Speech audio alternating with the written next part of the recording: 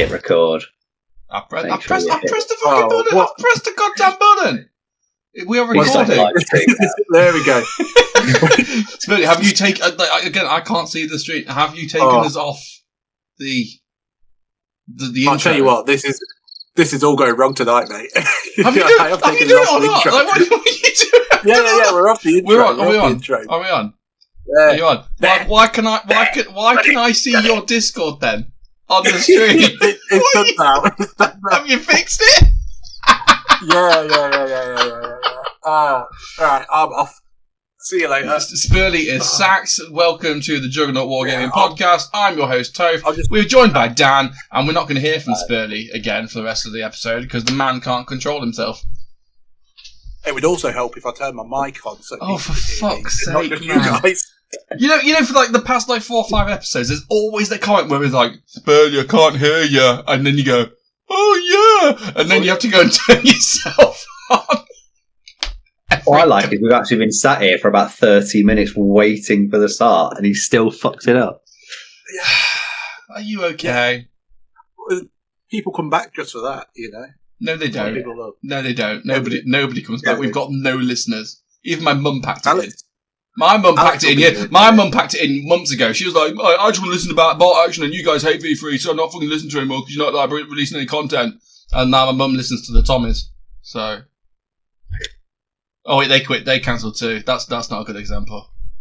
Maybe she listens to no, they're still going. Actually. Are they still going? They've been releasing. Yeah. Have they? I don't fucking know. I'm not down with the kids. I don't have a clue. Whatever. Yeah. Oh well. How have we been, gentlemen? What have we been up to?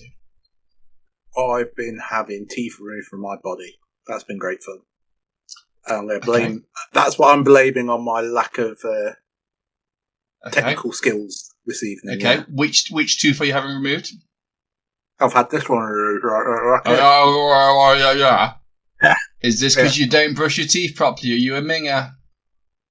Yeah, it could well be. Could be all the desserts I've been eating. It could be I've had a lot of pork scratchings because I got a pork scratching advent calendar.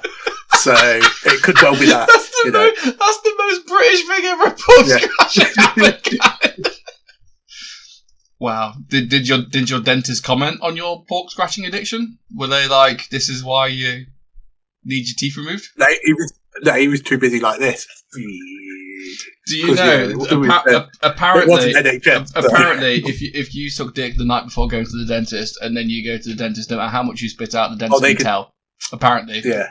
I wouldn't know. Yeah. For reasons I shouldn't have to. You're not a dentist.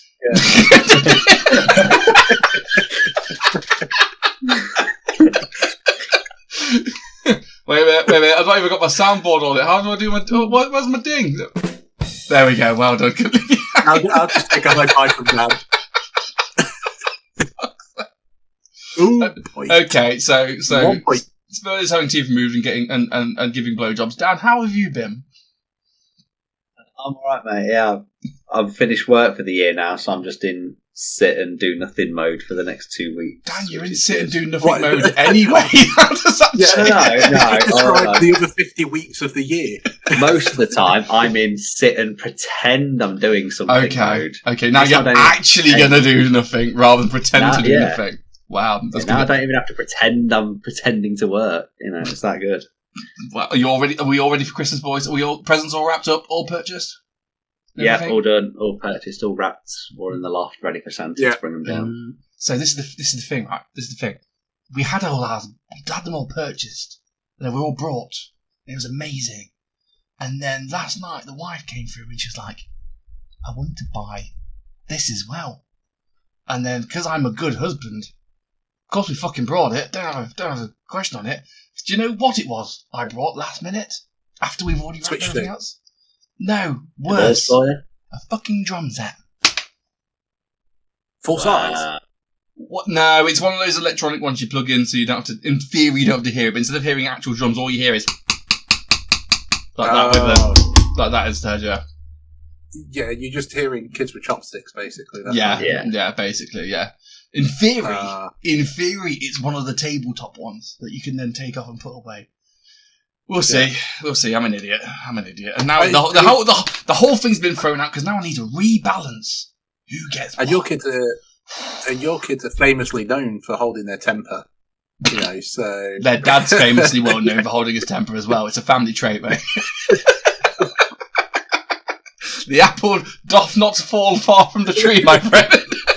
Instead of rebalancing it, can't you just buy one of them like a harpsichord or something?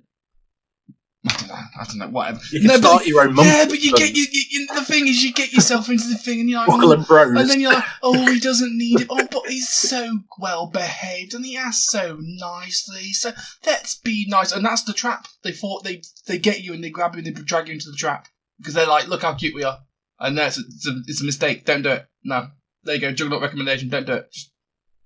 Just Now you ended up with 2 kids just because Kat asked so nicely. Yeah, exactly. She made me an offer I couldn't refuse. She invited me into bed. So, you know. That didn't work. So she invited you to the doctors. Yeah, why I decided that I'd go through IVF, that's the mistake on that's my bad. That's my bad. When I come and watch some porn. Moving on. So, in this motherfucking... Oh, he's gone. We're back. We're back. In next month's episode of Juggernaut World Gaming, that I cannot remember what number it is, but that is fine. We're going to talk about not 1, not 2, but 3 events, because I've been a busy fucker. Yeah, you've been at all 3 of them. Yeah, so in the last 3 weeks, I have done we've hosted Mincemeat as a bolt action tournament. Yeah. That went well. GT, yeah. We went to a Conflict 47 event at World HQ. That was pretty interesting. And then I went to an Old World event just last week. So those aforementioned kids don't even recognise them anymore because I've literally not been home. So it's not going to be long before you have to start going to events to win prizes to give them for Christmas once they finally take up wargaming. Actually, I don't want to spoil future Potsy episode, but that conversation's already come up, and we'll get there in about an hour when we start talking about future events. Anyway, let's start with Mincemeat. Spurlie, you was there with me. We managed it. There's not a lot to report, man. It fucking ran itself, man. People just turned up, they play games, they don't argue, and then they go home with prizes. It was great. It was ridiculously easy. It almost felt wrong. What did go wrong for a lot of people with FUBARs, we gave out 32 FUBAR dice on day 1. It was pretty people need to learn to roll dice better. It was... And it wasn't even like they were all taking my old FT17 list, so you were rolling like 8 one-man turret checks a turn. It was just mental. So, I also failed at being the Gumby. Dan, you'll appreciate this. You know when you're Gumbying and you're trying to lose, and people won't let you lose. You charge random shit, and all of a sudden you're winning combats everywhere. Yeah, he was not nuzlocking. No, no. I tried to, and it very quickly turned out that isn't going to work because that requires people to capitalise on your mistakes. Nuzlock, yeah, and didn't happen. Because, you know, like V3 bolt action, like, once you move on to an objective, you end your activation, it then flips the objective to yours, and then you can go off and do whatever you want, right? I can go onto an objective, flip it to mine by accident, and then go and charge stuff. But that objective is mine now, and that requires someone else to go and take it back. And if they refuse to do that, I win by default. Yeah, not many objectives are in deployment zones, are there? Well, there were 7 objectives in that first round. I managed to win like 5-2, so I was like, "Fuck, whoops." So I was playing. I think I was playing Simon in the first round, and bless him, he was like, "Yeah, you did." He was like, "Oh, you got a tiger. How do I deal with this?" I'm kind of like, "Just ignore it, man. Just ignore it." And then we get to like turn 3. I'm like, "You need to come and get an objective, man." He's like, "Oh, got me pinned down there." No, I don't. Just move. Just move. And in the end, I was like... But you pinned down with your one good unit. Yeah, I was like, you need to move. If you move all 4 units, there's only one of them that's going to get killed.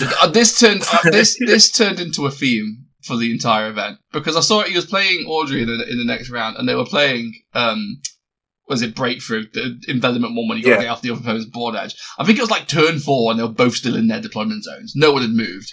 I'm like, what the fuck is breakthrough? You got to move. And then he's like, oh yeah, I should probably move. So he moved 1 unit forward. Just 1. Left the rest on his deployment zone. That unit got absolutely shot to shit, of course, because it's the 1 unit. And he was like, see? This is why you don't move. Audrey won 1-0, by the way. She got 1 tag and went, done.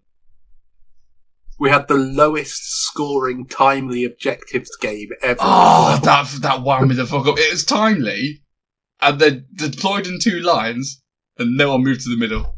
1 person scored the objective for 1 turn. That's it. But it was the 2 most beautiful armies at the event playing against each other. So it actually was quite nice to look at. Do you know when you go around conventions? Like when you go around like Historicon and stuff like that, and and you have the old men. They're always like there's like a load of men around the table. The combined age is 4,000 years old, and it's like Napoleonics, and it looks amazing. But the models never move; they just look at them. It was that. Except we was at a GT, and there were prizes involved, and people need to fucking move. I was walking around here, and it's just move, and they wouldn't do it. Well, yeah, I was just looking at it now. So, the player that won scored 3 points. No kills, no officers, no tanks, and then the person that lost the game got 1 kill, which was a tank.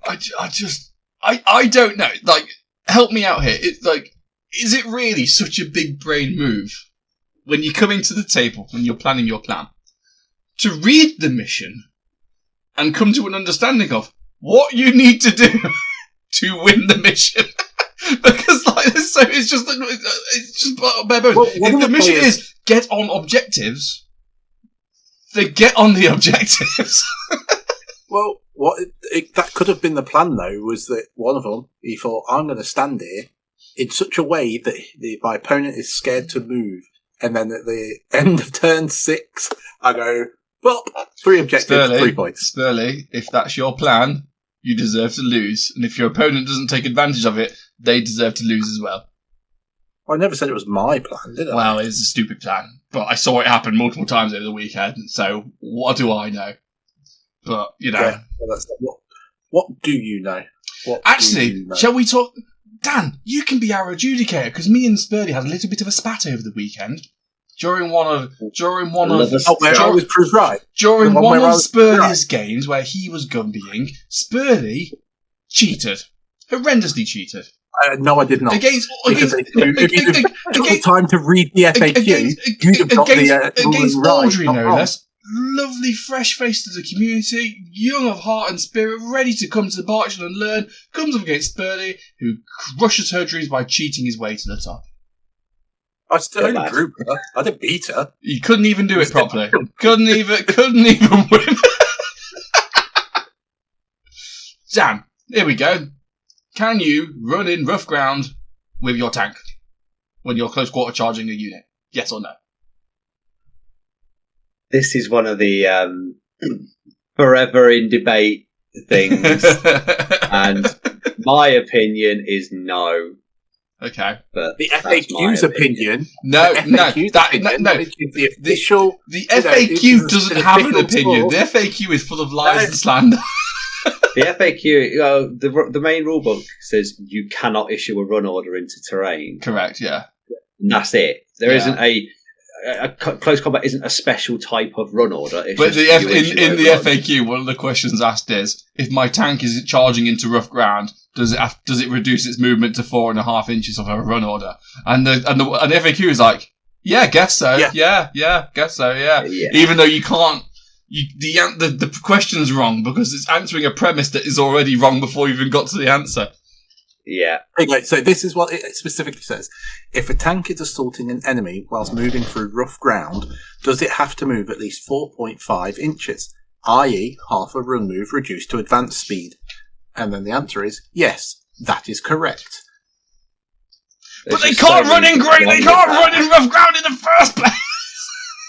But on that, I can do it. So this is one of the things that put me off of bolt action so much is that like they had a great core to the rules, and then slowly but surely after every FAQ they just fucked it up more and more and more. Yeah. And with the new rules being what they are, with just 2 gun lines, and they're still bringing out wrong FAQs.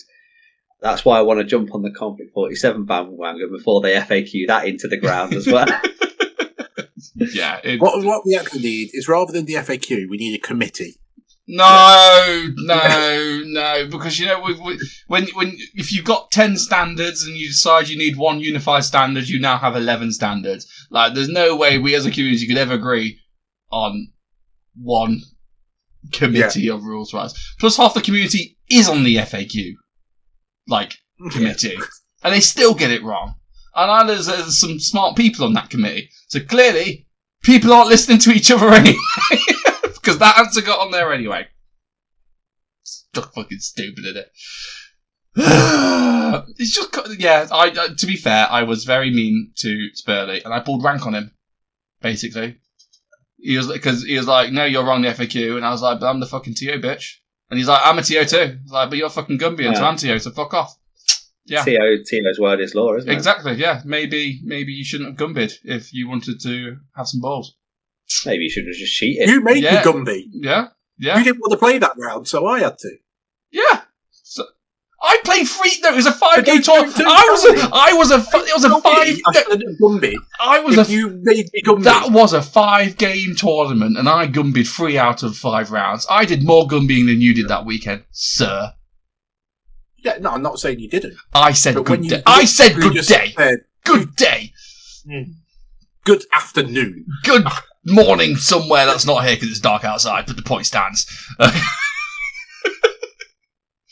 But despite our little spat and our little argument, it was all fun. We're now very close to making a tradition out of going to Hickory's barbecue place. Turns out we've now worked out a pattern. Every time you go, if you tell them that you're celebrating something, they'll lean into it and give you a free, I don't know, treat. Yeah, last time we went, I got on one knee and proposed to Dan. We got a donut out of it. That's pretty good. We still need to set a date. It's all good though. This time it was my birthday, but not this week. It's my birthday next week, just to be sure at the time. And they brought out they all said happy birthday to me. And then they brought out a fucking donut with a firework in it. And then they told me off for blowing the firework out because apparently that's against health and safety. Well, don't give a fat guy a donut with a fucking firework in it. Then do you know what I mean? Like, is that not in the handbook somewhere? Could have died. It was Spurlie that told him that it was against health and safety. I could have died. Well, that was the thing. We went in there though. They were like, "Oh, are you celebrating something?" Because we booked a table for 8 of us. And I was like, "No, not really." And they were like, "Are you sure? Is it not someone's birthday?" And Tophs just went, "Yeah, it's mine next week." And then we sat down with everyone, and everyone. There's loads of us gamers there, and some people know me more than others. So a couple of them were like, "Is it your birthday, Toph?" I was like, "Well, not yet." And they went, "Is it next week?" "No, mate, it's in March."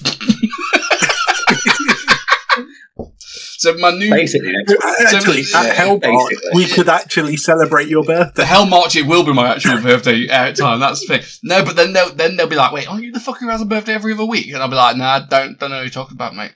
No, talking about." Just pretend you got that disease that makes you age. Webster's disease that makes you age. My theory is every time we go back to Hickory's, we need to come up with a new thing we're celebrating, but we need to make it darker and darker and darker each time. So next time, I think we need to be celebrating someone's divorce. Do you know what I mean? Like newly single. You know what I mean? And then we just need to get progressively worse than that. Like we celebrate a divorce, then I don't know. He got away with it. Like, the murder charge came out. Green, you know what I mean? He's just been released from prison. There we go, released from prison. That's a good one. Can you celebrate being widowed? I don't think you can. Of course you can. You just say the estate money came through. Do you know what I mean? And you just keep getting worse and worse until they give you the proper awkward side eye. Until they won't let you in anymore, and then we just go Macca's or something because we're not allowed into Hickory's. Well, we just go to the next Hickory's. I was gonna say there's enough of them around. Yeah, it's good. It's good. I want to play the game. It's a good game.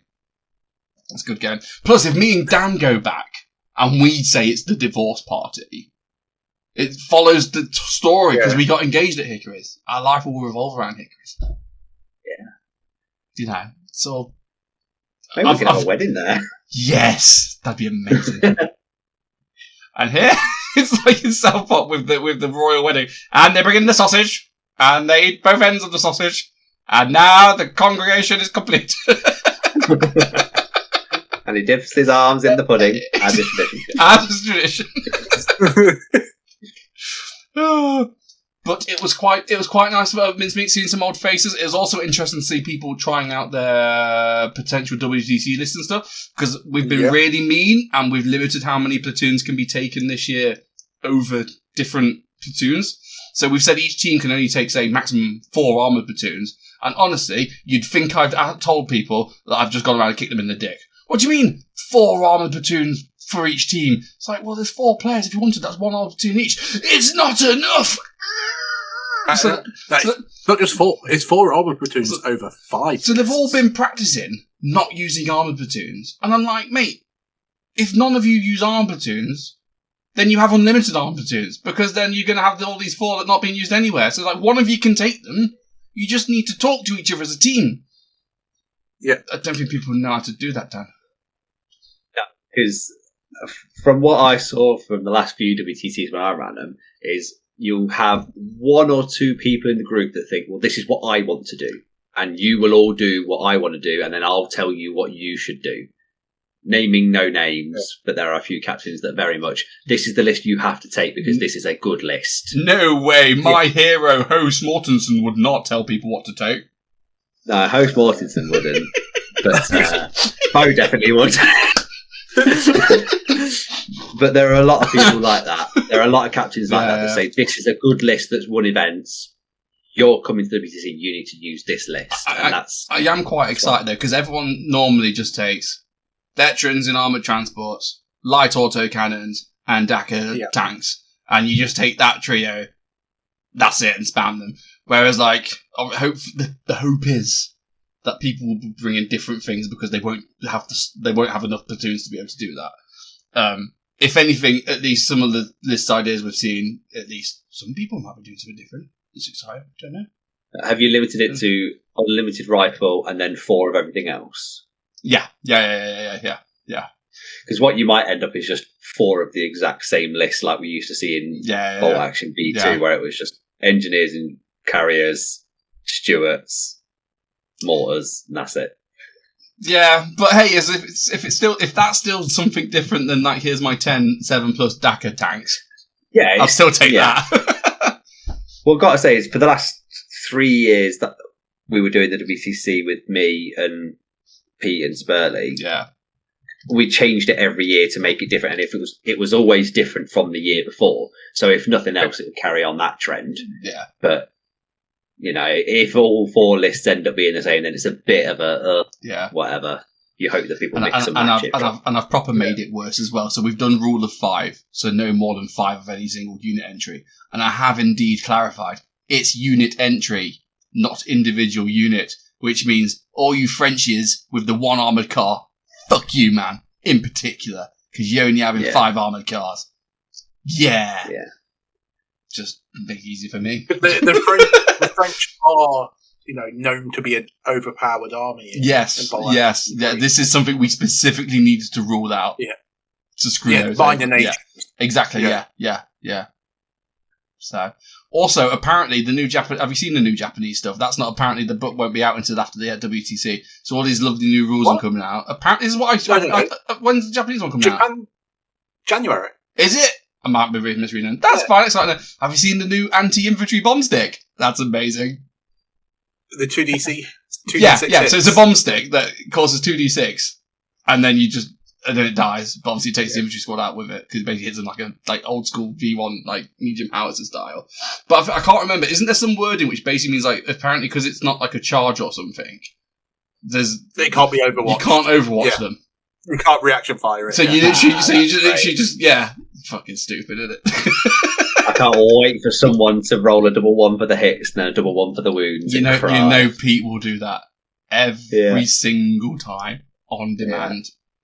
And I'm just the all only here time for he'll it. roll a double 6 for hits is like an officer squad on his own. Yeah. I would happily pay to go to tournaments and stand next to Pete and just go, anything but a 1. Because of what he does to me. You know. Yeah. It's almost like I could gun down that bomb squad. But I know you're going to roll the 1, so I'm not even going to do it. Just do what you're going to do, and I'll get through it. And every single time, roll that 1. And if it isn't a 1 on the damage, on the pen and roll, it will be on the damage chart. Can't get away with it. Yeah. Stupid thing. Stupid thing. I will say that those new Japanese plastics are nice.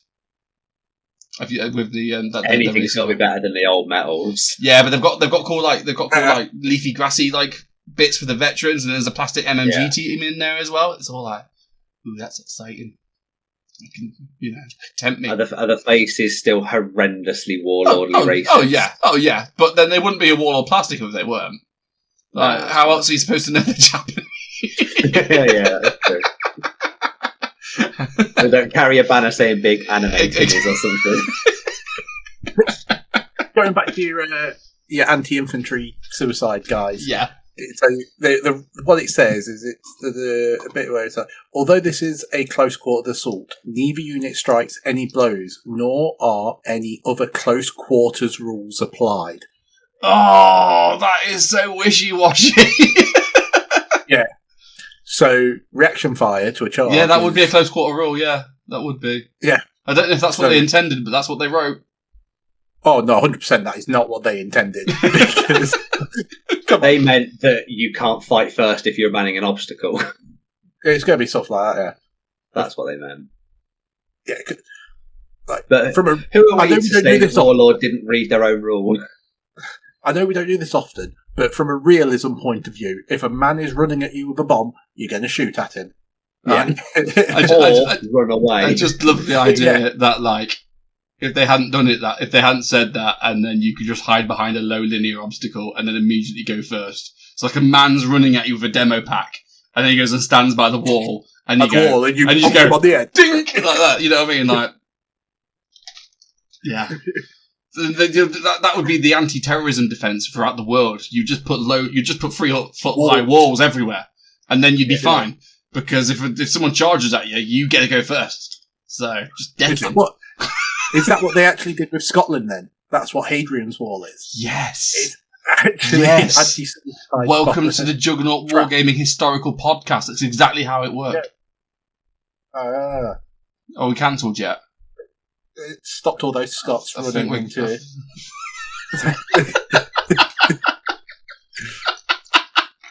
No, we're not cancelled quite yet. No, still got time. I would like to talk about the prizes we gave out. Good as usual. Yeah. We have to do an admission. I would never want to be accused of modifying statistics. And I didn't modify any statistics. But what I may have done was modify the prize order somewhat. Oh no! How could you? So obviously we got prizes, we got a load of Warlord boxes, blah blah blah, etc. But one thing we did set at one of the prize levels was basically a nice little K47 starter because it had a rule book and a box of Fireflies. And me and Spurlie was like, right, we need to make sure the right person wins this because I want more Conflict 47 people to play. It's like a seed. You drop that seed in the right group, and that's it. It just sprouts some flowers. And it's more like a virus, you know? Yeah, absolutely is. Yeah. So basically, me and Spurlie were looking, and we looked at the Gardeners, and we were like, yeah, they're a cool club. They're relatively local. We could infect them with our Conflict 47 virus. So we was looking at. They've already got one. Yes. Got one. So we looked at Phil. We looked at Martin. We was like, okay, we'll see who. We'll watch the field. Anyway, Martin came second. He didn't have a big tank. We had no idea how he managed it, but yeah, that's fine. And then Phil came. Did Phil come like 7th or something?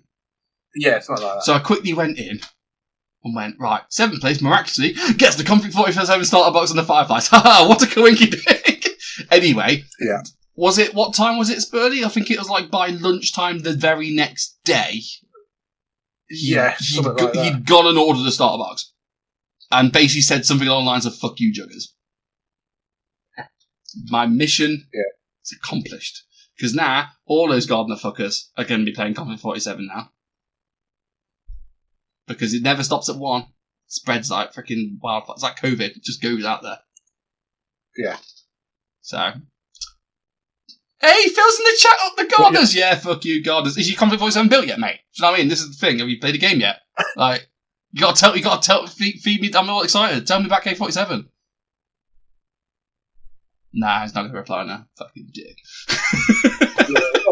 You know, he's on a bit of a delay, isn't he? Yeah, but yeah, that was mincemeat. Well, while we're talking about prizes for Operation Mincemeat, should probably give out everybody another shout out that did provide us with prize support. Go for it. So we've got 7th City Collectibles. They basically helped to facilitate Tophs there with the Conflict 47. Army Painter, they sent us some lovely gold, silver and bronze paintbrushes for the best painted awards. They were cool, yeah. Yeah, so we had best painted, almost best painted, and not quite best painted. I think winning not quite best painted is a really prestigious award to be able to go home and go, look, Mum, I wasn't quite best painted. Like... Yeah. That was brilliant. Yeah. It did mean we had to spend a bit more time considering all of the armies and not just going, that's the one, and not bothering about any of the others. So we also had Game Mat EU, Mardav sent us down some vouchers again, like they always do. Micro Art Studios, Colour Forge, Warlord Games gave us a big box of stuff, and Conflict 47 rulebook. Coed Designs with some dice bags again, and Osprey Games. Osprey. Also, shout out to Any Scale Models. We did email. Yes. We emailed Any Scale Models. They do like loads of resin bits and bobs. I think they're quite famous, particularly in the south of the UK, for like, you know, when you do your little knickknacks, battlefield accessories and stuff. And was like, we're doing a tournament. Can you sponsor us? And bless them, they were like, we can't really sponsor you because the guy is retiring. It's like a one-man band, and he's retiring. He's shutting shop. He's like, by the way, do you want to buy the business? Not really, not going to buy a business. But like, he's like, I won't send you fires, but if you wouldn't, I'll give you a 30% off voucher, because obviously he's clearing his stock down. So it was like, fair enough then. Casually dropped like 200 odd quid from prize money from ticket sales, and got a shitload of prizes that way. I basically clicked all the weird shit. So like, I've got a Land Wäscheschlepper to give out. And an M5 artillery track, and then the LVT with like automatic. Tell you what, the Land Wäscheschlepper is like fucking that big. It's fucking massive. Like 7 inches long. Yeah. That's apparently 7 inches down. You just have to trust me on that. I know I've said otherwise. This time I'm being honest, I promise. Yeah. I trust you, mate. You'd never lie to me about how many inches there are. No, never would. Never. So that was good times. Good event. There we go. Yeah. To be fair, though, like, who won that event? Richard, start to finish. Oh yeah, it's Richard Ceresco. Boring. Yeah. Boring. So he was like, "Ooh, I'm going to pick what prize I'm at." I'm like, "No, mate, that's not how it works. You know how. That's not how our events work." He's like, "I'm going to win the battle map." No, you're not. You win a certificate. Nah, fuck off. The battle map went to the guy who got the wooden spoon, which coincidentally was Simon, who doesn't know how to leave his deployment zone. And I said right at the start when I was doing like the handhelds and stuff, I was like, "Look, this is a juggernaut event. It is more economically viable for you to be shit at the game because you walk away with more prizes. That's always how it's been. It's always how it's gone." And I was like, and the person who got the wooden spoon also gets the battle mat. Simon, yeah, everyone's clapping, yeah, we're all happy, there we go. And then afterwards, I'm like, "Here's your battle mat," and he goes, "Do I get the battle mat?" I'm like, "Yeah, you get the battle." I said it in this. You get the. Really? Yes. Are you sure? It's like, yeah. Take the fucking. Are you sure? Take the fucking battle map. Get the fuck out of my sight. I swear to God. So not only in a nice way, I love Simon, but not only are you incapable of leaving your deployment zone, you're incapable of listening to me and taking free shit that I give you.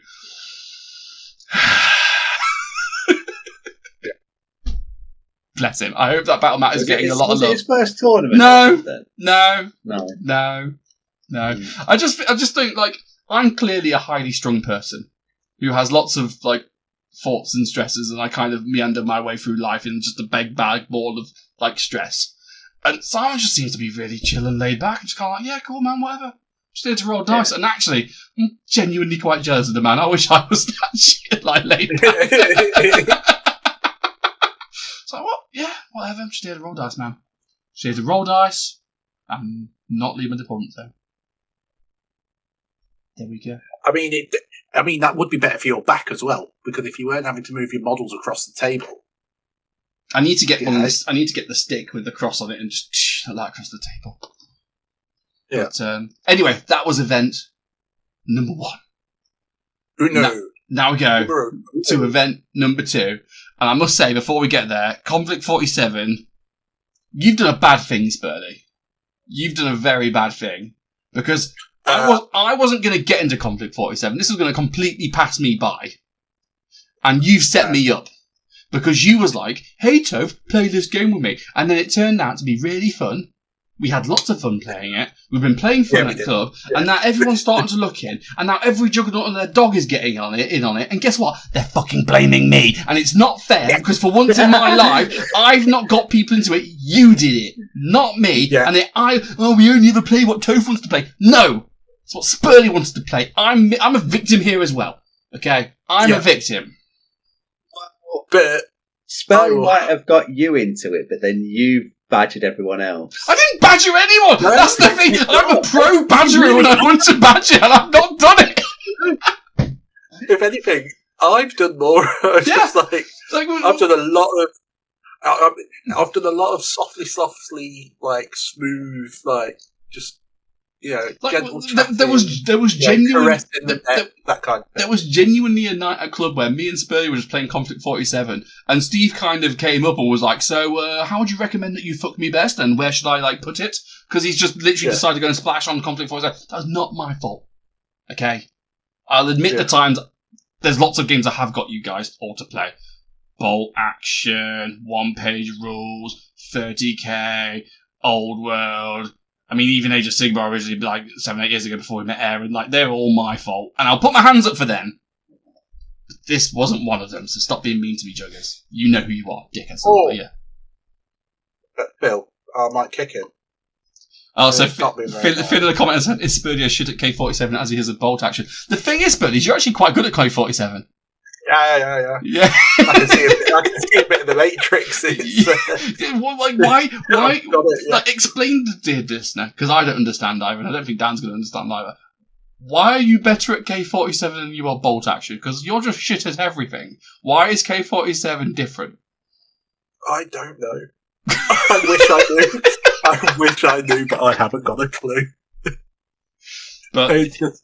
I think I just took a fistful of pills and that was the blue one. Yeah, but I've been very much enjoying it. I think, I don't know, we've spoken about this at Dan a bit much about how frustrating Bolt Action is currently because you just, as I said, you line up your tanks and your veterans and you just shoot each other and there's nothing to do. And we've spoken in previous episodes, there's no point moving because you can't charge anymore. And you might as well sit there and hit each other on 4s and 3s. That's the point. Whereas K47 adds back in manoeuvring and like thinking about things and actually making decisions. Like you've got to manage your rift dice. You've got to work out and you start thinking turns ahead again. And guess what? Close combat's back, baby, because you got fucking werewolves and bears and shit and walkers and like there's reasons to move and do stuff, which makes it way more exciting. And it's not just like you've got to keep an eye on outflankers. Because with the Americans, they're dropping in 1 inch away from you, and then they're using assault weapons, so they're hitting you on 2s. It's also like one of and this one is there's so much more to think about. And when you do, you'd have the game where you do like you read a rule and you do the first pass, and you go, oh, that's shit, and then you read it again, you're like, yeah, and then you read it again, and you go, ooh, actually, if I did this and that and this and that, then maybe it would do a thing. Big brain time. I love games like that. I like games that reward you for not being an idiot. Well, that's what figuring out of a new system. Exactly. Yeah. And we've not broken it yet. We've not worked out what the best thing. We're not far off. I don't think. I don't know. Yeah, but the thing is, Warlord are promising to actually keep this updated in that, and they've already kind of followed through on the process because they've already done one FAQ and they updated the PDF rules with new points as well. So, they've already proven that they're willing to do that because they're not releasing iBooks. It's just PDFs, which means they have the ability to actually go in and change things when they're stupid. I guess we're just reliant on them knowing what the right... keeping up. We got to keep it up with what's hot. Yeah. And I've already told them square to their faces, like, werewolves and bears are OP. And they're like, oh, we'll see, it's fine, yeah. And I'm like, no, you don't understand what horror you could release by just bringing 24 of the fuckers. Like, you don't know. Dan's getting into the game now, guys. We've not got time. Dan's going to print off 24 fucking bears. He'll do it. I swear to God, he'll do it. Can you not hear that already, Tony? Yeah. The printer's going. Time's ticking on. Yeah. I have not read the rules through yet, so as soon as I've done that and I've figured out they are OP, then I will do. You literally just... Trust us. He doesn't trust us. The people that have played the game know that they're OP. He doesn't trust us. Dear listener, when the countdown was on, we were sitting here ready to start the podcast. We was reading through these rules, and Dan was like, "What does deadly do?" I was like, "That's how many attacks you've got." And then he went, "Oh!" like that because he was reading the bear rules. How does hard to kill work? Yeah, well, what is this? What is this? Wait, they've got +2 damage. Does that mean they hit? Yes, they do hit light autocannons in combat. So, I'm looking forward to it. And it's nice to see, Club getting excited about stuff again. If the one thing, the Bears play exactly the same as all of your other armies do in Games Workshop games. Because they've got a 5+ Dan save. You've got a Dan save. Yeah. Fucking feel no pain, man. I don't play armies unless they've got some kind of ward or regen save. I've never known. I've never noticed. I've never known anyone who can roll a 5+ on demand like Dan can. He's literally just like pulls it out of somewhere. He's got like a second orifice that he just pulls the dice out of, and suddenly it's a 5. It's like, but it doesn't. It's not on demand though, because if he always did it just on the armor save, it'd be too suspicious. It's always on the second roll of the dice. It's always on the second roll that renders the first roll absolutely pointless. Yeah. It's always when it pisses you off most. Exactly. Yeah, exactly. Ooh, just need this one wound to kill your lord and the whole army's dead. Here's a demon prince. He started on 5 wounds. On the end of turn 1, I dropped him to 1 wound, and 7 turns later, the fucker's still there. That's like every game we've ever played. He's got 5 wounds. I've done 25 wounds to it this turn. How many wounds has it got left? 4. Yeah. Yeah. So I'm already thinking like with Comfy 47 stuff with hard to kill. So for dear listener, it gives you like a permanent +2 to your cover save, or if you're not in cover save, just gives you a 5+. Ignore all damage save, which is totally fine. Yeah, because it's not affected by the whole HE stuff where it ignores, well, not HE, but ignoring cover saves. It's not a cover save, so you've always got that 5+. Yeah. Anyway, so we went to a Comfy 47 tournament. It was a 1-day event at Warlord Games HQ. Spurlie, how did you do?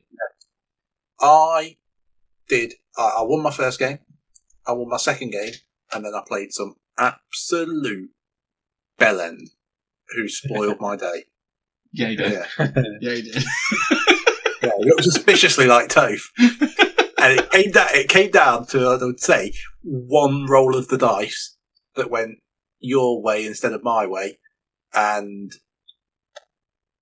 I'll say 2 rolls of the dice. The foo bar set it up so that I actually had a chance to win. So to set, basically, I won my first 2 games. Spurlie won his first 2 games, but like they all culminate in the game we had. This Spurlie was playing. What was you playing? Your Americans with like your Fireflies and your Walkers and your linebackers. So 2 6-man squads of Fireflies, a linebacker, a Kodiak, and a Bruin. And then 2 3-man Paragon squads to make the. And what was your dirty combo? What was you doing to people? Because you was being very mean to people. Because you won that event if I wasn't there to stop you being so mean to people. Yeah.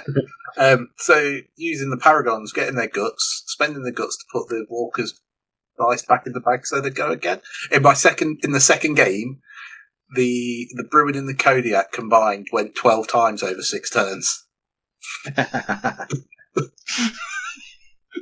and when I say when it going each turn, which one is it? The Kodiak that's got 24 heavy machine gun shots and 2 light autocannons. Yeah. So when it says it's going, it's proper. It was buckets of dice. Rinsing. It was buckets of dice. Yeah. Dirty fuck. How many points is that thing? That thing. It's less than 300, maybe. I might be wrong there. I was going to say, because I thought like most of the big stuff costs a lot of points. Oh, the linebacker, I think, is more expensive than the Kodia. Yeah, it's like nearly 400 points in it. The linebacker is, but then it is a 9+ tank that can deep strike. Like, you know, here let me just put all these shots into your rear armor. 335. So it's actually 7 points more expensive than the linebacker. But the linebackers can drop in. But the linebacker's held back because it's got that light Tesla cannon that's a bit pointless. Yeah. So I had me Axis, and I had two of the new Tarantula Vogel spinner things with the black hole cannons. They're OP as shit. So I had them. And then I had the big Wotan with the big hypervelocity cannon. That's OP as shit. And then I had 6 werewolves. That's mega OP as shit. And the bollocks so werewolves, they had their standard 7+. So, you know, each one's basically an armoured car. You can't kill it with small arms. Also, it's got 3 attacks each that hit like light autocannon, so it's mega in combat. It runs 16 inches because, you know, we need a bit of need for speed. But if they have a surging dice next to them, they become damage 8. So they're basically light tanks running around in a unit. That thing is ridiculous. So here's actually stupid. Right, are you ready for my combo? You ready for my broken, stupid combo? Here's what I was doing. So you take an Axis officer, and because of the Axis special rules, he gets 1 point of Rift Mastery. And then for 10 points, I can give him a 2nd point of Rift Mastery. Rift Mastery gives a unit more Rift dice than it needs, and it can do things shenanigans, and it can give those Rift dice out to other units, so units can have more Rift dice than they normally would. So they can activate abilities over and over and over. Sounds good.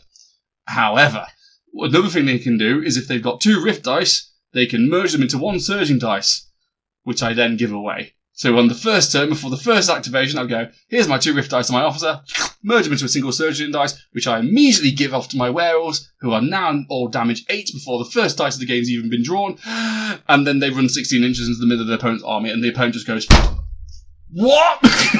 And that's it. Game, basically. Done. Yeah, we're done then, that's it.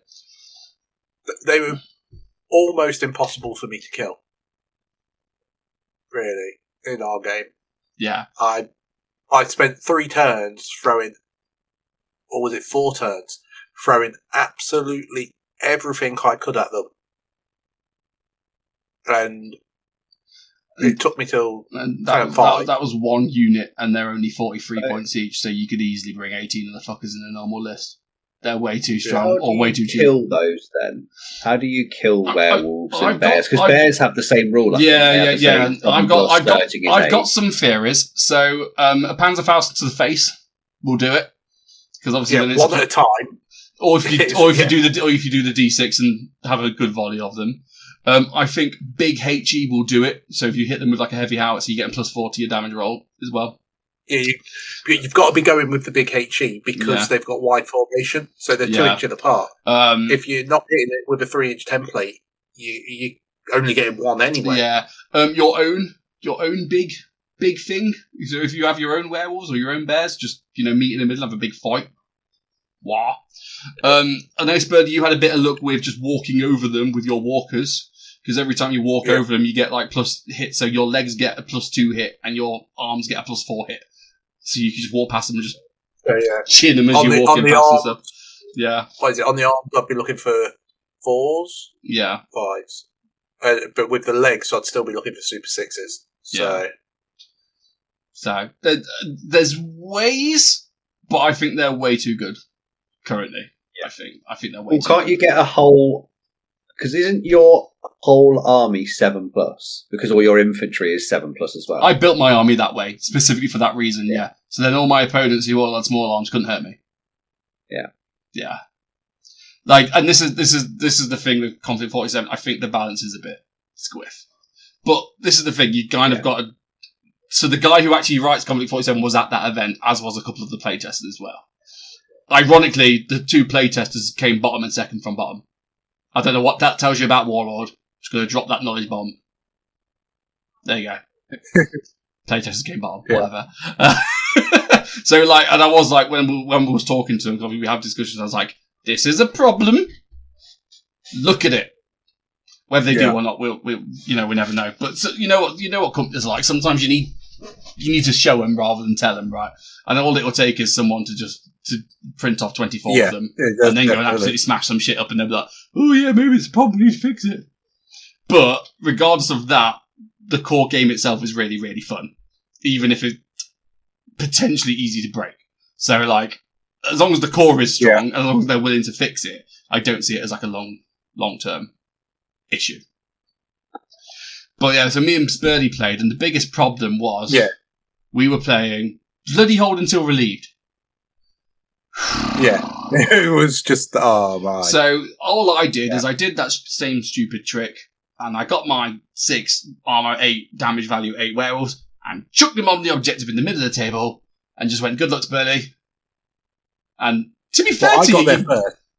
Yeah, and then I just toyed to bits, and then was like... Well, yeah, I got there first, which, when we spoke it through, probably was the wrong idea. So... Yeah, but you threw your entire army at those werewolves, and you damn near got them. Well, I had to, did I? Had to. Yeah. It was... If I didn't, it was... This is the thing. Yeah. He did manage to actually kill the whales in the end, but the objective, I was holding on to the objective rather well because I had my big 500 point like Wotan Walker suddenly objective. So it's like you can't take it back while I'm there because hey ho, get lost. And then I fucked up, and I don't think I fucked up this much in the tournament ever. This was a massive fuck up. It was in that I rolled a foo ball 666, and then Spurlie got to fire it. Now, this sounds very innocuous, whatever, you kill one guy with high velocity cannon, that's fine. Except Spurlie, in his wisdom, decided to fire the pintle weapon, making me open-topped. Now, the Wotan comes with a pintle gun. You're not allowed to not take it. It always takes it. Now, the rules for open-topped are a bit different in Conflict 47. If you charge a unit that's open-topped or soft skin, like a vehicle, you know how normally in bolt action you rolled to hit, you add all your hits together, and then you need to beat the armor, and if you beat the armor, then you don't roll the table. In Conflict 47, it's way worse. You just need to get a single hit. Yeah. And it dies outright. So I'm sat there in the middle of the table with my 500 point Wotan, guarding the objective, who's now open topped, and Spurlie never manages to kill this thing. It's 11 plus. He's like, has no decent anti-tank, and he smells a fucking rat. He's like, shit, I can kill this goddamn thing. Yeah. And what proceeded was like the most tense 30 minutes of my life as he's desperately trying to charge this walker with one model to kill it. And I'm throwing everything I've got at him to stop him doing it. Little fucking butt. And I stopped the Paragons. They tried it. And then because Paragons are fucking bullshit, they guts themselves to do it again. Stopped him a second time. Then the third you tried, stopped that. And then all it took was one little shitty in-ex officer coming from freaking reserves. And that's it. Couldn't kill him. And he just went up to it and rolled 4. Fucking 500 points down the goddamn drain. But the problem is when he did it, and I saw his little face, and he's a sly little fucker. Because normally when I play Spurlie, he's got, he has that kind of like, I don't know what I'm doing vibe. Especially when he's playing Old World, and he's just moving his cafe around. He has no idea what he's doing. I don't even know how Spurlie got dressed in the morning. He doesn't have a fucking clue. But when he was playing Conversation, he was like fucking wired. He was like, right, the Matrix is on, man. I'm going to do that, and then that, and then that, and then that. And I was fighting for my life. Dickbag. Hated it. Yeah. And after all that, it basically came down to just a fight between, 3 models? Yeah, and that's all that was left. Luckily, it came out in my favour, but fuck me, man, if Toph actually used his head and wasn't net listing, then I'll probably beat it. What the fuck? The game's not old enough to net list. There's no net list. Yeah, there is. The PDF. Yeah, but there's no one for me to copy. People be copying me. Yeah. It's always the way, though, isn't it? But yeah, it was a really fun game. I feel like me and Spurlie may have rinsed the store a bit. Because Spurlie came, what was it, second? Third. Third, got a prize. I won Best Painted. Got a prize for that.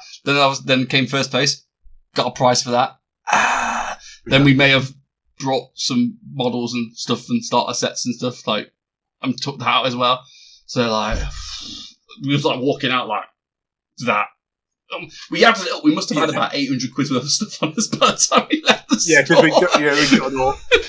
we placed an order as well. It wasn't just prizes, but it was very good.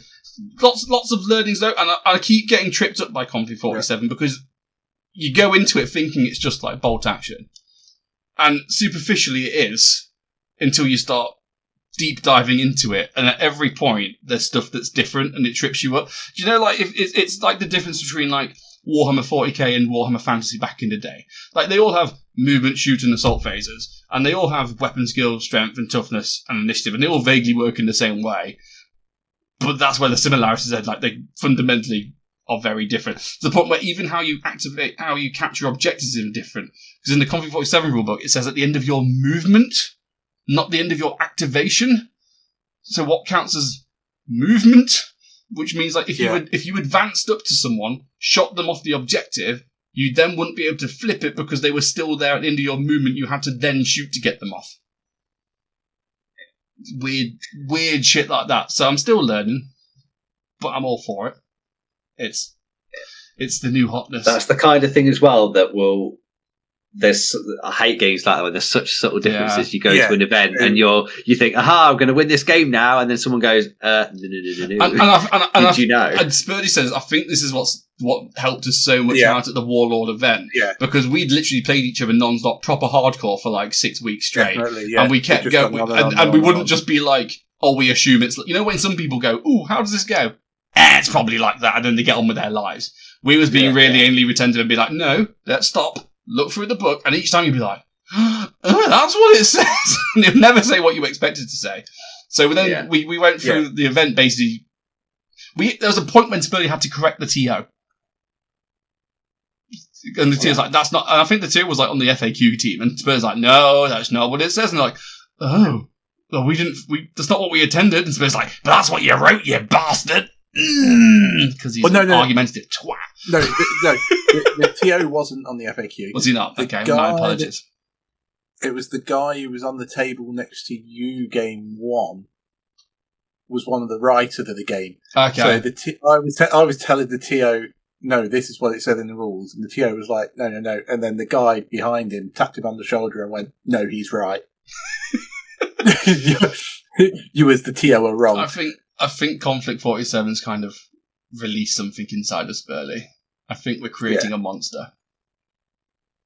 So, just beware, community. There'll be more Conflict 47 in your area. Speaking of Conflict 47 in your area, we're running a tournament. Yeah, we are. Yeah, last weekend in March, we're running Hell March in March. Yeah. The wordplay just does itself. You can't pay for marketing on this scale. And you know what else is Hell March? It's the theme tune to this podcast. Which is from Command and Conquer, which is also kind of basically Conflict 47 but in computer game form, because it's all wacky weird shit. Like, it's all interconnected. As soon as because I came over to you when you were playing a game once against Spurlie, and Spurlie just said the words, I'm going to shoot my Tesla, and I just thought, Command and Conquer, get it on, let's do it. Also, and like, if you've seen pictures of my Axis army, they're all in space, because of course, No Man's Sky.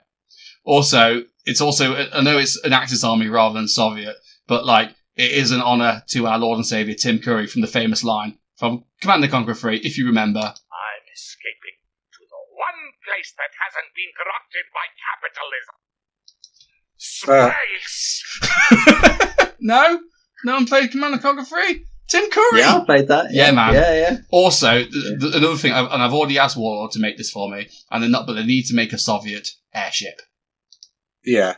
Kirov reporting. So we've all played Red Alert 2, and what you do is you sit there in your base and you make 100 Kirovs, and then you just make, and that's it, and you keep doing it, and then you have 50 of them, and you just fly over the enemy base, go Kirov reporting, and just blow it all up. I want that on tabletop. Yeah, that's what I want. Ooh, that's what I want, and Warlord are doing it for me. So thanks, Warlord.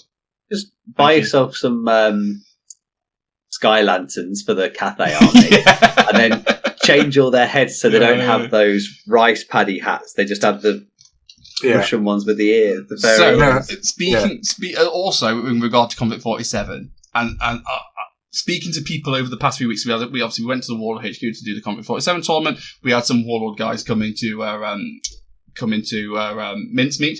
I've managed to wrangle a fair bit of information out about Conflict 47. Are you ready for my key journalistic skills? Yeah. Go on. So, Warlord make around £1 million a month revenue. Around, on average, apparently. Obviously, it's a private company, there's no way you can check this out. I'm just going off vibes of what people have told me. Which, I did some numbers crunching. That sounds about right for a company with 100 employees. So, makes sense for Warlord. Apparently, in the first month they released Conflict 47, Conflict 47 alone made them £1.2 million. Just Conflict 47. It's expensive as shit. Well, yeah, but in the but in the first month as well, they'd only it was only the starter set. So that was that was 1.2 million on starter sets alone. So so that's a lot of people jumping aboard the hype train as well. Now, they've had all of, I don't know if you've seen them, their announcements, they've been having issues with the Soviet starter box and stuff. Yeah. And there is some talk about whether it's being quality issues and whether they can, make the models at the highest quality, blah, blah. But what we've heard the scuttlebutt is they simply just cannot keep up with production. Just can't keep up with it. And the reason they had to push back is because they was having to outsource the production to the guys who make the Cyocast machines, who do the Warlord resin, because they literally can't stop. They're literally working as flat out as they still can't keep up with demand. And when we was there at the War Games HQ, when we went through, we walked past their casting area to go and get lunch, and they were they're still there working on a Saturday casting stuff non-stop. So clearly it's nuts good. And I get it, if they're sitting there going, we're working as hard as we can and we still can't keep up with what we've got released even now, you wouldn't release the Soviet box in the middle of that because you're just going to disappoint people because then everything else is going to drop as well, right? So what I think they're probably going to do is, as they kind of alluded to, is they're just going to push back 6 months, wait until they've got plastic kits and then release them because it's easier for them to then just hit that plastic kit button on because they outsource that to is it Revel or Italiari or whatever for their plastic kit. But it's a good problem for them to have. And it bodes well for the future. It's better to have too much demand than no demand at all, isn't it? Well, exactly. Yeah. So hopefully they don't drop the ball, and because obviously it's one of those things where you got to strike while the iron's hot, right? Like when it's a hot topic, everyone's jumping on board, and nothing will kill enthusiasm more than wanting to play the game but not being able to. Especially in the world of 3D prints and stuff, it's so easy to go on, Cults the Purple website and just type in Weird War. And you'll immediately find, hey, look, a walking Sherman tank. That'll do, Yeah. So you don't want to alienate at this point 20% of your market. Yeah. Especially when one of the selling points of Conflict 47 is it allows you to make your force your own in a way that bolt action just doesn't. No amount of obviously a lot of people are into their bolt action, but it's not like 40k where you can go, these are my Americans because I painted them pink. This is their Primarch and their fluff and all that stuff, Yeah. Conflict, you can do that. You can absolutely be like, these are my Space Axis men, and that's why they've all got zombie heads on, because they walked through a village and got a space virus. Rifty, woo! You can do all that shit. Yeah. So, because we've got Smurf, Juggernaut Smurf has decided to get into Conflict 47, and I sold it to him by basically going, you could just have you could basically do a Space Nam army and just run them all as Paragons and basically just have an old army of Arnold Schwarzenegger Catachans with walkers. And he was like, sold. So that's what he's going to do. He's just going to get loads of basically Catachan dudes, put them in jungles, and run them as Paragons in Conflict 47. Done. Smart lad. Well, I've got a question for you then. As someone that may be purchasing... You're KCurious. Just a bit of KCurious, mate.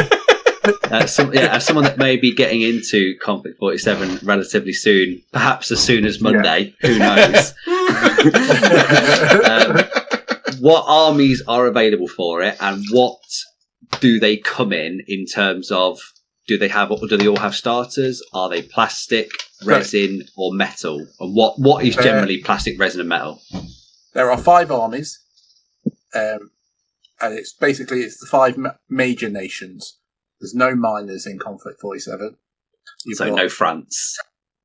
Yeah, you've got the British Commonwealth, the US, the Axis, the Soviet bloc, and the empires of Japan.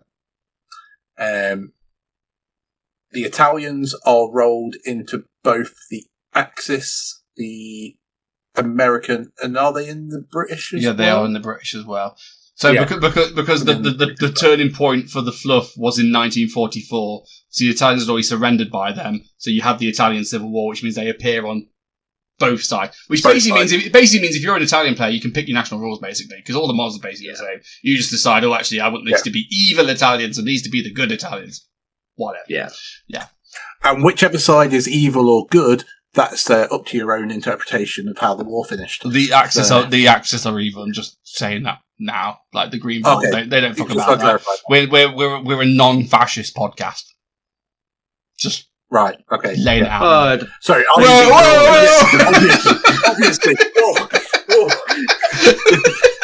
That's fascist. That escalated quickly. Yeah. Faith is purest when it is unquestioning. There we go. Right, so you've got your 5 armies. So are there starter boxes for all 5? There's starter boxes for all of them except the Soviets. Without the Soviet demand thing. So the Americans and the Axis starter boxes are the plastic ones. Or the ones where there's majority plastic. So like your Stormtroopers plastic, your Vogelspinners plastic, your Linebackers plastic. They're made, I think, some of them are the Warlord resins. Yeah, I think the Axis, is it the Nactalban, like the weird mutant guy? I think they're Warlord resin, but otherwise it's plastic. The rest is all resins. So all your British ones and your Japanese ones, that's all resin. Yeah, in the starter boxes. Yeah. To be fair, most of the Rangers at this point are resins. There's a couple of plastics coming out, or metal. Obviously, you got all the bolt action stuff, your generic units, your infantry stuff like that. That's all whatever the bolt action equivalent is, so plastic.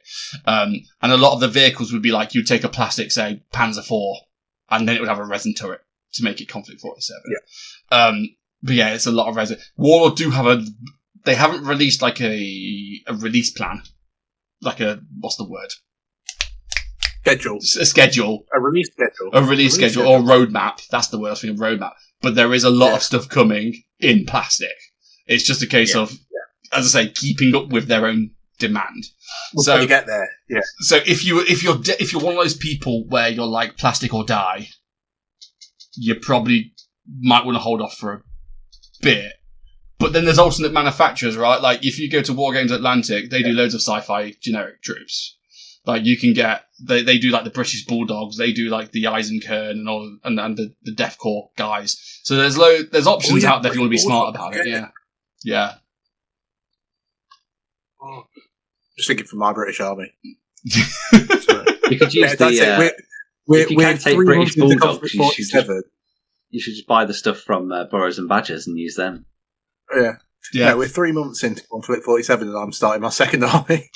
And another thing that is weird, and me and Spurlie noticed this a few weeks back, is that actually a lot of Games Workshop plastics are really good proxies for Conflict 47 stuff. Because if you're selling, if Warlord are selling a unit that's in their resins, they're not as cheap as Games Workshop plastics. Like the resins are more expensive because they're more labor intensive. So if you just want to say 20 sci-fi dudes in like battle armor, like body armor with laser guns, well, Games Workshop will sell you there because they do the solid auxiliary plastics for 30k, and actually they've got gas masks on and stuff. They would look perfect in an Axis army, so you could just use them. And especially if you wanted like some cool, weird, esoteric units, go and look at Necromunda, man. Like Necromunda range is nuts good, and there's loads of cool, interesting bits you could use that you can transfer across. So actually, obviously, Warlord won't appreciate this, but I think it's actually quite model agnostic in a way, in that because it's such a broad universe environment. If you can justify it looks cool, chuck it in your army, man. Like, you know, a stompy robot with a gun is a stompy robot with a gun. As long as you clear the opponent, that's a Tesla cannon and that's a HMG. Knock yourself out. You know. Yeah. 100%. But yeah, if you was planning to bring 24 bears, it's 42 quid for free in metal from Warlord. Or about £2 worth of resin if you print them. That's your own prerogative. Yeah. For those who want to come to Hell March at the end of March, we put in our pack, like, we're model agnostic. As long as, like, it looks like what it's supposed to be, we're not gonna. The model police won't come. The model police won't come round. Distinguishable. Yeah, it just needs to look like a Conflict 47 army. Yeah. If you've got 20 riflemen, but you're saying that it's 10 riflemen, 5 paragons, and 5 fireflies, then it's like, no, mate. But if they're distinctive looking models and you can go, right, they're definitely this something else, then yeah, of course. That's what you do. Yeah. Yeah. So it's exciting. It's an exciting future. I'm ready for it. Bring it on. And if you have any other Conflict 47 like events, like, let us know, because I want to come to them. If I can fit them in. I think Spurlie's banned from events for like the next 6 months because he keeps like filling his calendar up. Yeah. So, and he keeps cheating. That too. Plus this might actually be an event that he actually gets really good at. So like we need to keep him down. We can't be letting him up. Oh, well, that's why you're taking me to Beachhead to play Old World. Oh yeah. So yeah, what isn't that? It's like second week in February. We've got a weekend down in Bournemouth to go and play Old World at Beachhead. Yeah. So that's exciting. Yeah. I'm going to go and like say hi to all the bolt action players, and then just do this walking backwards, going woo, woo, woo, woo, as I go and play Old World instead. And have a better time. If they announced the Conflict 47, then I would drop the Old World quicker than anything and just like rap like that. You'd drop it quicker than your pants after last night's curry. Yeah. Because running. When's through... our doubles event as well? That's fair, isn't it? Yes, I think 20th? that's like that's the week after Beachhead. I think for me. Oh, is it? Yeah, so that'll be my palate cleanser after I get my arse handed to me at a GT, and then we'll be like, I'm going to go to a doubles event with Dan because that's the only way I can win Old World tournaments. So with Dan telling me what to do, and I'm only half joking because it's kind of true. So is that a good pivot to Old World? Should we go talk about my third event? Yeah, man. So that was week 2, and then week 3, I went to an Old World event just this Sunday gone. We went to Slay That Slay. That was the name of the event. It was a Christmas themed one, but in theory, run by RuPaul. No, it's run by the Wandering Warlock guys. Oh, that's where we went. Yeah, that's where we went. Same guy, same venue, same everything. Now I may have fucked up. I completely and utterly misjudged this event. So normally you read the pack, you pick up the vibe for the event, and you manage yourself appropriately. Right, you decide, right, this is what I'm going to take because it's that style of event. And I thought, well, it's a Christmas themed event. It's called Slay That Slay. And there was custom missions about how, like, you got a baggage train and it was Santa's sleigh and you had to defend it. And then you got little Santa hats to give to your units, and if you took the other unit Santa hats, you got like prizes and stuff. It's a cool Christmas day. So I was like, right, I'm going to take my orcs and goblins. It's a nice fluffy army, that lots of fun, and we're just going to go and crump stuff. It's going to be great. And well, I turned up, and I was the only one wearing a Christmas jumper. What? Yeah. Set your stall out early. Yeah, yeah, and I saw some of the lists that people were taking, and ho, ho, ho indeed, because they were not fucking about, you know what I mean? Like, did anyone bring Cathay? No one brought Cathay, but there was like a couple of triple dragon lists.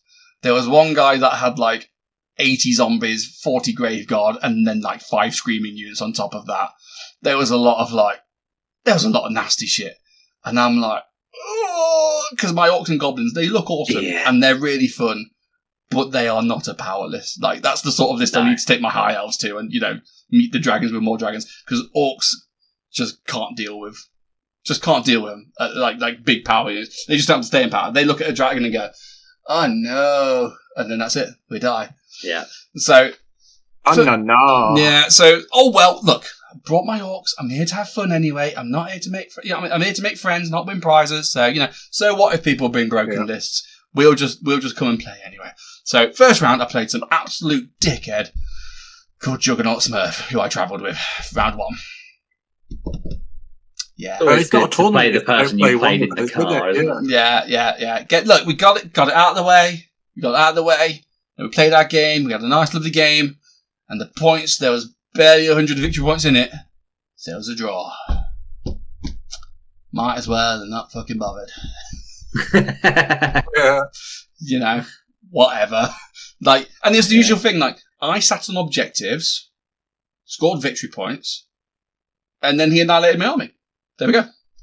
So I've lost my army, but I've got enough victory points that it balances out. This is a draw. It's fine, whatever. Yeah. It's fine. And then my next game, got my Orcs and Goblins, and I play the most amazing army in the world, which was a pure Night Goblin Squig Hopper army. And that was pure, unadulterated chaos. Because was it the one that went to that doubles event where it's all the multicolour thing? No, this was another guy. One. This was another one, yeah. I think the guy had like 100 Night Goblin archers because he's got no chill, clearly. And then it was something like 2 blocks of 30 squigs, and then 2 more blocks of like 25 squig hoppers, and then 2 manglers and 2 doom divers as well. It was just pure chaos, and none of us wanted to advance on the other because the moment you advance on the other person then draws a 666 through a random movement, and then you're dead. Because basically it's a game of who gets the charge off. And then he also had... He brought bows! That was cheating. He had 100 archers. How was I supposed to compete with that? That's not fair. Luckily, I was able to compete with it, and I smashed him. But it was the most mild smashing. So you know how like in Old World, it's like either a 3-3 for a draw, 4-2 for like a mild win, 5-1 or 6-0.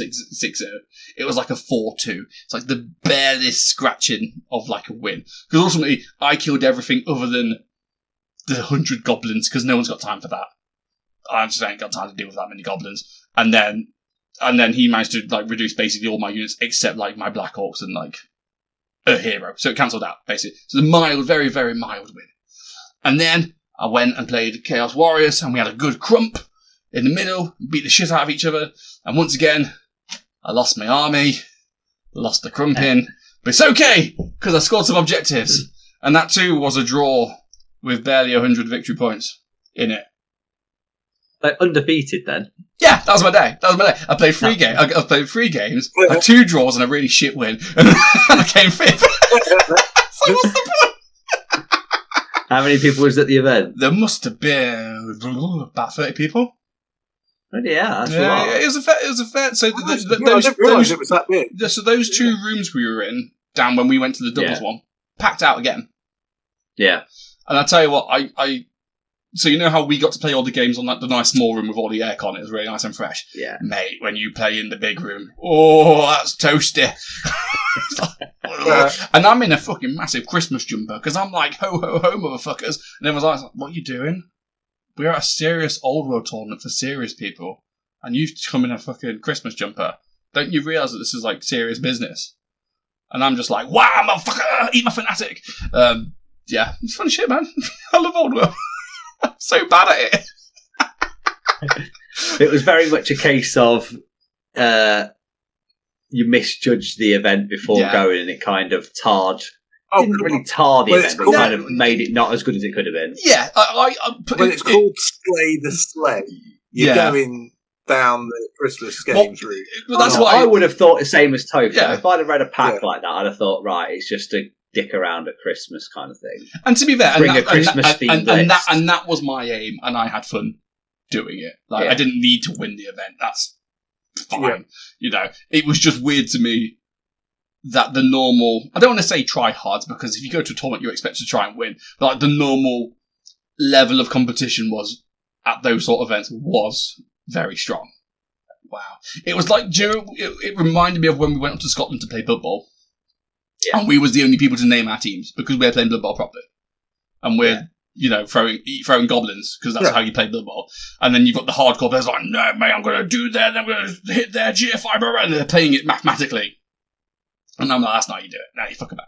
It was that's the way it felt. But as I say, I had 3 pointless games. I had lots of fun. Pointless. Oh, Ted.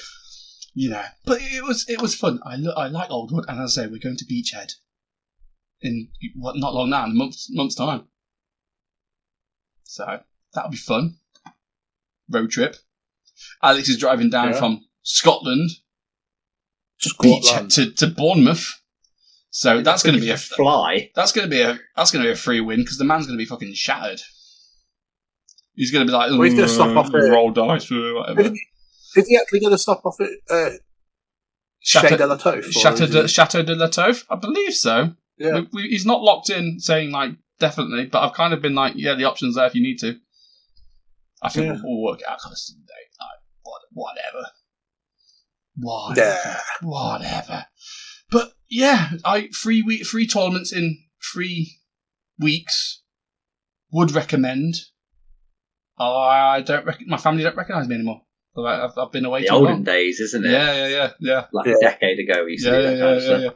Well, it was completely by accident because obviously we did mincemeat, and then Spirit was like, "Oh my god, there's company voice, everyone! Please come with me!" I'm like, "Fine, I'll come with you." And then the Old World one, that wasn't even on my radar. And then Smurf messaged me and sent me the link and went, "Would you be interested in this?" And I looked at it, I was like, "Yeah, I'd be interested." And he went, "Good, I brought tickets." What? I hadn't even spoken to the wife. I was like, I had to go. I was like, "Cat, I have to go to an event because Smurfs just brought tickets for it without really consulting me properly, and like, I can't let him go by himself." And she was like, I was like, "Yeah, that's generally how it went down." I don't know how I'm still married. To be fair, that is how you booked the February doubles event for us. You just sent me the link and went, "Dad, I bought tickets to this. You coming with me?" I was like, yeah, all right. That's because your partner very specifically asked me, "Can you get him out of my house, please?" And I'm like, "Okay, I'll do my best." Oh, did she now? I'll have to talk to her about that. I understand because you love doing stuff. You're not a plan. Some people are planners, Dan. You're not a planner. You're an attender. I'm very much if you tell me it's happening at the end of the week, I'll definitely go. But I can't bother to book it 3 months exactly, before the tickets sell out. Wasn't it? Lovely to see you at Mincemeat where we said, "Right, we'll pick you, 7:30 at Tophs on Saturday," and you were like, "Why?" Like, Mincemeat. And you're like, I was never going to Mincemeat. It's Bolt Action one. I veto Bolt Action. It's not of interest to me anymore. You don't go for the game when you're in our position, do you? Yeah, but it's fine. He's coming. I'll come to Hellmarch. The reason he's coming to Hellmarch, Spurlie, I'm going to give you your chance here now. Would you like to confess the mistake you made with Hellmarch? Oh yeah, I double booked. No, he did. He booked double. I presented Spurlie with a list of dates. And he was like, "Let's do that one. I can definitely do that one." Okay, booked it all in. And then, like, literally next day, I couldn't do any of the other days. Yeah, can't do the Friday on the Saturday because I'm going to go and see a rugby game. Yeah. What's wrong with you? Also, of all the days, the Saturday's the hardest one because I've got to set the fucking terrain up in the morning. Now, that may seem like a problem to you, whereas to me, I feel more like I have, managed to dodge that. Get out. So, of it. Yeah. Yeah. You're a tosser, Spurlie. You are a tosser. And for everyone at your partner's school who listens to this underage, and you shouldn't be listening to this, go to bed. This is 18 plus podcast. You can snip that bit when I say Spurlie is a tosser and use it to your own advantage. There we go. Just again, Spurlie is a tosser. That is all. There we go. And if I get anyone sacked, I'm really sorry. Yeah, I'm going to have to warn the wife about that one, isn't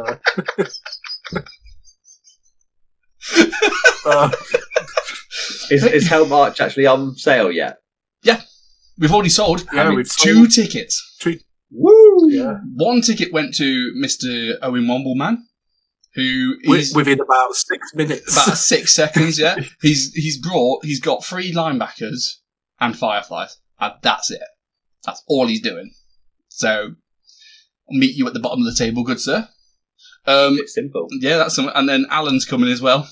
Mr. Wells is coming. It's not a juggernaut tournament if Alan doesn't turn up. So, You know, we need that. We need that. You just need to try and convince Martin Fairweather to play Comic 47, or else it's look. We've dropped the juggery. seed. We've dropped the seed in that club because Phil's got a starter box now. It will happen. The man loves big tanks. The game rewards big tanks. Like, we'll get him there. Yeah. So it's all good. The other thing, though, when you're looking at attendees for Hell March, do we need to start looking as well at people like Martin Knowles and Dan Moody and getting them in? We'll see. We'll get there. It's still early days yet. We need to get on. You just need to tell them too that there's an event. Yeah, and then they'll buy a ticket, and then they'll read the pack afterwards. Plus, and, oh shit! We've still got a lot of juggers we can recruit to it as well. Like we can potentially get Smurf involved. We can see if we want to get Grimes involved. I know we've already started working on Steve, but he needs to get the annual leave. That's fine. Luke, he's starting. He's got his Japanese sword. Pete should hopefully be available again by March. Yeah. If not, I'll just say it's my birthday month, and it's my fucking birthday, man. So you come to my event. It's my birthday, and that's like my actual birthday, not what I tell Hickories is my birthday. Just so we're all clear. If you don't sell half a dozen tickets, then the COs can play each other as well, can't they? Yeah, that's the thing, right? Worst comes to worst, there's 6 of us and we round robin it. Yeah. You know, it's not the end of the world. It's still a good weekend out, and actually probably less stressful for me because then I don't have to TO. I just get to have a gaming weekend, so it'll be good. I think. Yeah. Oh, yeah. You won't be there, dickhead. Not on the Saturday. I'll play the Sunday. Yeah, I think Warlord might be sending a couple of people as well. Like I know Ed and the gang were quite interested in coming along, so you know it'll be good. It'll be good. Yeah. We should probably let them know, shouldn't we? There's a pack on Facebook, man. Yeah, no, but we need to email them. Okay. I tell you what, Dan, you can do that because then you're involved, and then it means you got to know. He's got to look. No, don't give Dan jobs to him. He needs to learn the rules and start 3D printing 24 bears. He's got shit to do. Got to get that 3D printer back out, set it all up. It's a brand new game. He's got to break it as soon as he physically well can. He's on a time scale, man. Yeah. It's in his element again. He's got stuff to do. Look at his little face. It's like his time to shine. The problem is, though, is now that I'm broken up for work, I won't have enough time to actually read the rules. Oh, because you like parenting and stuff, yeah. Well, that as well, but also because I've got time to guilt-free game and stuff now. Yeah, Hearts of Iron doesn't play itself, you know. Exactly. I tell you what, mate, I've been playing that a lot recently. There's a couple of achievements I'm trying to do, and they're fucking impossible. And that's besides the point. I know, Dan, because even when I'm working at home, though, I'm sat here working on my laptop, and then on my computer screen next to me, all the time, it's constantly popping up.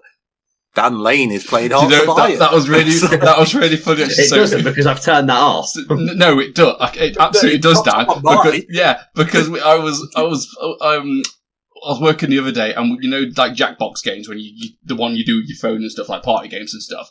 Yeah, we was doing like Christmas fun time at work, so I had some installed on my work laptop, so I booted it up to boot a Jackbox game up. As it's getting to the menu, bing in the bottom right, Dan Lane's playing Hearts of Iron, and then like some of my team are like, "What Hearts of Iron? And who's the Dan Lane?" I'm like, "Don't worry, he just doesn't have a job. He's just a bum." Hey, I was off that day. I finished work like 3 days ago. Have a look at that, because I'm pretty sure I set that to do not show. Have another look at it. I don't want to get you into trouble.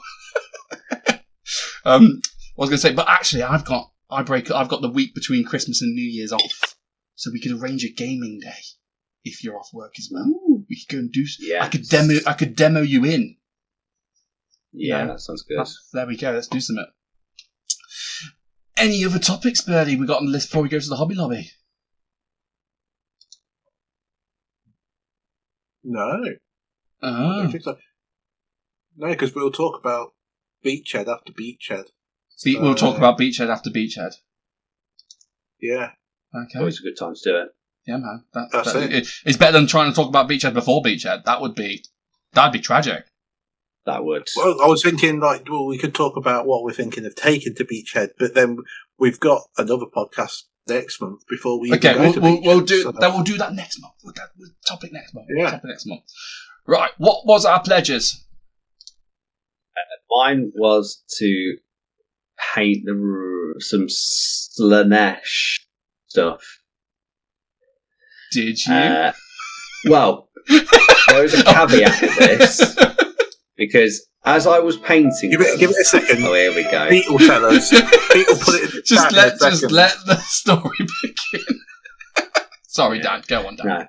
As I was painting them, I realised that the prints I'd got weren't brilliant. So, like, the prints have come out the way they usually do. It's just the models aren't as good as I thought they were. So I rush job contrasted them so that they're ready, except for the Keeper of Secrets. So I'm going to paint that one properly afterwards. But these ones, it's like a bottle's worth of, it's not even a bottle's worth of resin. So I can literally use these as a stand-in if I need them until I've stripped and repainted my witch elves as Slaneshi demons. But yeah, I've done the whole army except for the Keeper of Secrets. So it's ready to rock and roll if I wanted to use it at an event. That's worth it. But they will be redone. Have you wow? You did it. Have you well? I will say that I very much enjoyed playing you at Old World, and then every time you moved a model, just going shit, and you snapped it. Shit, snapped it. Shit. It's like literally you broke like 20 models in one game. Yeah. So some of the models I got, they were like harpy models, which I'm using as the Furies, but they're on tree branches. And of course 3D models are brittle anyway, but when you've got the contact area of a fly's leg, it's fucking outrageous. So you'd pick the model up and you'd put it down on the board, and the slightest bit of flex in the thing, he snaps it, and it's like, well, what the fuck? Every single time I moved a model, it broke. So I gave up in the end. And then the Demonettes weren't as good of models as I thought they were. So yeah, the whole army is just going to get, it's done. It's there if I need it, but it's going to get slowly redone with Dark Elf Witches eventually. Fair. Spurlie, I think you actually did yours, because yours was an entire Conflict 47 army, and as you went to a tournament with it, like, you painted it. Yeah, yes, I did. There we go. Get your wow. Enjoy. And actually, I did the same thing. Let me wow myself. Wait a minute. There we go. Because I also painted a full Conflict 47 army. Woo! Let's just. Have we got a full house? Pete, have you done yours? What was Pete's pledge? I don't know. Wait a minute. Let's give him a time to answer.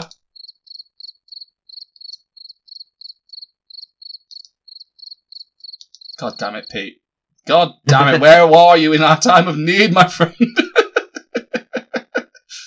Don't know. I can't even remember what his pledge was. No, not good. He's got shit going. No. He's got shit going. It's fine. He's got a new Conflict 47 set to build. That's what he's doing. There we go. Yeah, he does. He certainly does. He's got his Scorpion. I think his was Tomb Kings to get it ready for an event. But no, because he's not coming to an event. No, because that was back at Only Flanks, the last event he went to. Well, last Old World event. Maybe it was Heresy. I vaguely remember Heresy, like Despoilers or Desolators or something. Maybe it was that. Pass. We'll wait till the next episode. What are we working on? That will entirely depend on Monday. My pledge is gonna be to strip the witch elves and or spray the Skaven and or print our Conflict 47 army. So one of those three things will happen depending on what is the most pressing needs. I'm quite impressed at just the breadth of that decision making. Well, I've got 3 projects on the go, essentially. It'll be doing work on one of them. I think he's going to be a bit KCurious, guys. I think there might be at least a KCurious conflict like Testy model. I reckon Testy's model. I like it. Yeah, I might have to just put the little tip in and see how it goes. Just that's all it takes. Just yeah. Spurlie, you've got to finish painting your Mushu, haven't you? Your big cafe dragon, because you need it. This guy. Yeah. Oh my god, it looks exactly like Mushu as well. Yeah. What's the actual? Is it Meow Ying? Is that what it's called? The cafe dragon? Meow Ying, yeah. Dan, you're going to be very disappointed because I already begged Spurlie to let me paint her. And so he was like, no, I'm doing it. I'm like, please, I'll do a good job. Because barely had anyone touch his model since I did his stone horn for him. No. So you best look your model as well, that is, mate. He's too proud. What, Mushu? I've barely done it, was it? No, the stone horn. I've got Mushu and Mulan. So, yeah, Mao Ying in human form is going to be Mulan, and then Mao Ying in dragon form is Mushu, because, why wouldn't you? The system works. Who am I to judge? I've also got 10 Jade Warriors with boards and swords to do as well. Okay. So tune back in next month, listener, when Spurlie's painted his British Commonwealth Conflict 47 army. Don't, because I was going to say, like, I was half thinking, it's like, do I say I'll also get all the Commonwealth starter box built? But I need to get bases printed. If 5 years of this, if 5 years of this podcast have proven anything to me, it's always promise low and deliver big. Yeah, that's the way you do it. That's the way you do it. What I tend to do is I overpromise and underdeliver quite a lot, don't I? Yeah, that's not great for your end of year review, mate. Do you know what I mean? Nah. We need to step up productivity. We'll find that on Monday, won't we? Find that on Monday. So yeah, we've got Juggernaut Secret Santa on Monday, which is why we keep referring to Monday team. Yeah. Listeners out there. So we'll have to see what the special Santa's brought everyone. Look, I've even got mine here now. This is what I've got for Secret Santa. I'm not allowed to open it yet. Also, that's a Games Workshop box I've ever freaking seen. Look at that. That's a Games Workshop box. I don't know what that is. That bit. Screw that bit. But that bit's a Games Workshop box. Apparently the wife has mine, and she's under strict orders not to give it to me till Monday. I think that's generally how it would work, since Monday's when we're exchanging. Why would she give it you earlier? Well, because you've all got yours, because you literally did the exchange on Tuesday just gone. Do you just want to sit there and be like, ooh, with the box? And, I just want to see it. Until I see it, it's like Schrodinger's cat in a box. Okay. In it, Okay. The cat is both dead and alive until you look at it. Right now, I both have a present and don't have a present, because I'm being told I have a present, but I have not seen a present. So when we do the present exchange on Monday, you need to go last then, is what I'm hearing. So you have to sit there and watch everyone else open before you get yours. We all just leave. And yeah. And we're all done, yeah, all done. And Spur's like, no, what about me? Nah, we're good. Later. See you later. Yeah. I am going to rip this house apart over the weekend. And if I can't find it, I'll burn it to the ground. It's not going to help you trying to sell it, mate, honestly. I'll just sell it without planning permission, You just explain it. No, you see, what it was, right, is I tore the house apart because I was part of a Secret Santa group, and my friends kept fucking with me. And I'm so immature that I decided to tear my house apart because I wasn't so impatient. I could just wait for a present to be delivered. And they'll be like, fair enough, bro. That's exactly. I tell you what, the use of the word friend there is very optimistic at the moment. Are you going to take this shit down? Do you know what I mean? That we should boot him from podcast, man. I've always been for booting him, to be honest. Bring back Sheffy. Where's Sheffy back? That's what we need. Yeah. I won't go that far. I just think get rid of Spurlie. Greg said, as asked, if we can live stream the Secret Santa opening. We'd have to check, because there's lots of people who aren't necessarily podcast friendly, so they might not want to show their faces. It's in the looks department, not. Yeah. I think some of them are on watch lists as well, and it might affect their legal status if they're then seen in the country. So, we'll have to. If their parole officers knew what they were doing. Yeah, we'll have to wait and see. What kind of parole are you on if you're not allowed to give and take presents? I don't know. Just some sort of restraining order. I don't know. Sheffy's probably done some shit. Do you know what I mean? I don't know. He's probably done. Maybe if they're claiming benefits and exactly, splashing out on extra stuff. Yeah. What if you're proper Benefit Street, and then you go and buy someone a £100 box set for Secret Santa? Do you know what I mean? Imagine if you got caught because you won a Conflict 47 game with a new army. Yeah. If you've gone and dropped a £100 box set on someone, you've massively gone over budget. That's what that says to me. Then how do we explain the fact that Dan's got a present to open and he wasn't even fucking part of the Secret Santa? Jammy bastard's just gonna turn up and be like, I got presents, bro, what the fuck? It's one of two things. Either someone loves me more than anything, or someone is so desperate to have other players to play except for Spurlie that Dan, it can be both. I can neither confirm nor deny the contents of that box I gave you. Right. But when I saw your little face light up when you got the box, it was worth it, because it's like, me, and it was just this little box, and it just had gay written all over it, and it was like, you know what, that's my gay box. Although, when I brought it home and it was under the tree at the minute, waiting for Monday, and my eldest came back from school the other day, and she was like, why is there a present for Gav under the tree? I was like, no, it says gay, because, you know, guys call each other gay all the time, you know, it's just a bit of banter kind of thing. She's like, no, it says Gav. I was like, no, it does, definitely not. It's just a bit, it's Gav. So we've got Dan Lane, we've got Dave Lane, we've got Diane Lane, and now we've got Gav Lane. Gav Lane. Yeah. And Dane, Gav don't Lane. forget Dane. Dane Lane. Yeah. And then we got a wild Pete appears. You're alright, Pete. Pete, you're an hour and a fucking half late. He's just dropped on to He's say, 2 hours I'm and from 6 Martinez, late. and then you'll go again. I work on different time limits to you guys, obviously. Your beard's very trimmed, Pete. You're looking very, swarthy. What's that all about? I'll tell you what. I went to a Turkish barber. The Turkish barber? He looks good. Yeah, you're looking good, mate. He was very nice. Yeah. Oh, la-di-da. I don't look homeless anymore. And did he give you the pinky as well for free? And the hair transplant?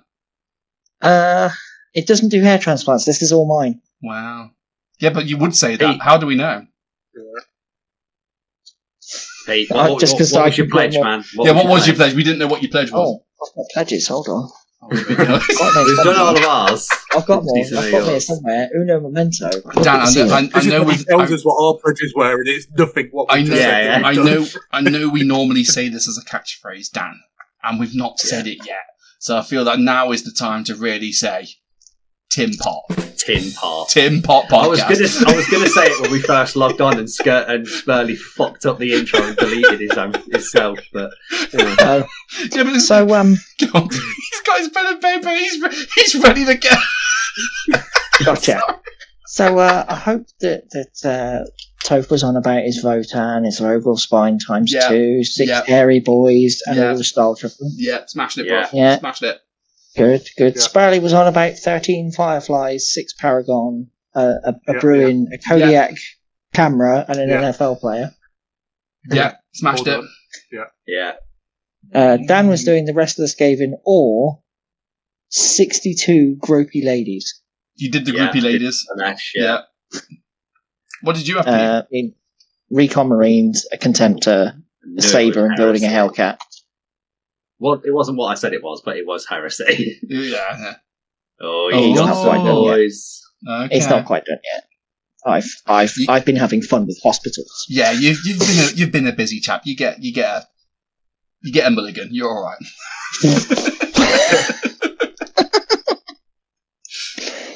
Right, so what pleasure? So Dan's kind of not pledged anything because he's kind of waiting to see what he gets on Monday in his present. It's one of just write one of 3 Is projects. it Soviet K-47? I don't know yet. Just write one of 3 projects. That's so cheaty. All right. He's going to paint a wargaming figure. I'm going to do hobby stuff of some description. Yeah, that's exactly it.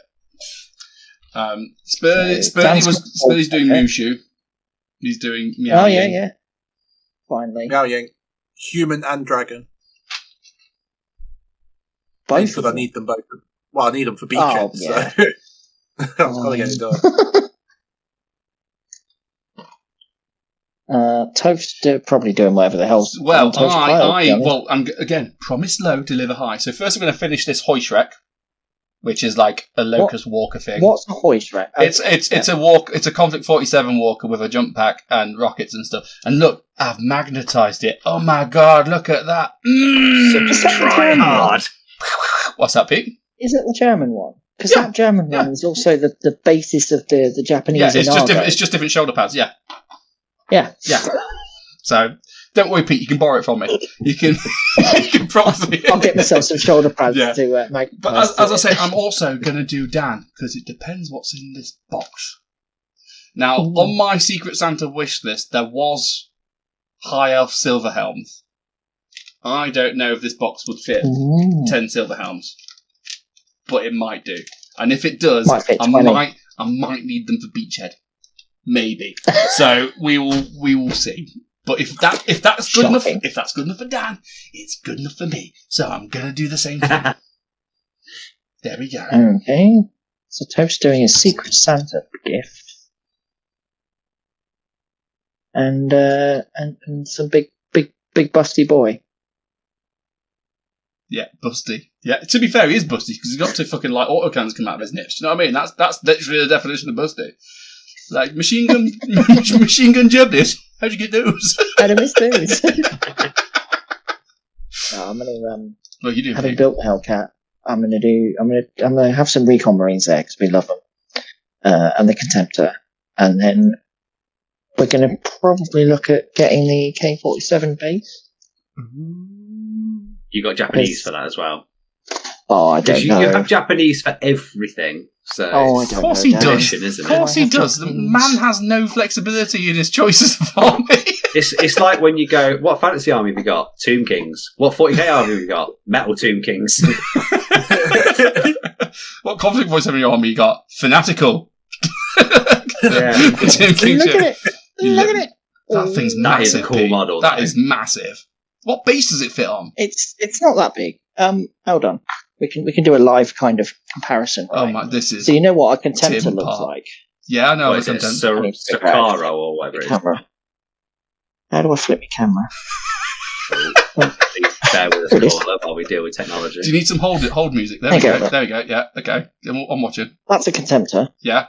That's the Inaga. Oh, okay. Right? That'll fit on a an oval Games Workshop base, won't it? Yeah. For reference, this is the same size as a bolt action man. Okay. I mean, that'd fit on like a 60mm circle as long as you don't mind the arms just being free. Yeah, it's got to fit on something because as you can see, it's a bit front heavy. Yeah. A warlordy resin and a normal resin. Wow. Which was really fun for gluing that together. Yeah, that needs a base. Yeah, that needs a base. Oh, Toph, how do you feel that Warlord have officially sanctioned bases for their game? For vehicles? Like all your chickens come home to roost. Look, guys, it's difficult being this right all the time. Okay? So I'd like to thank you for just supporting me through. You were right, just for the wrong game system. No, I've been right this entire way through. You just guys weren't up to speed with how right I was, am, and will be. Look, but yeah, in conflict you ignore the legs for measurements anyway, so it's all just pretty. It doesn't matter. Yeah. Just make it look cool. Right, there we go. Any closing thoughts, final arguments before we go on and end the show?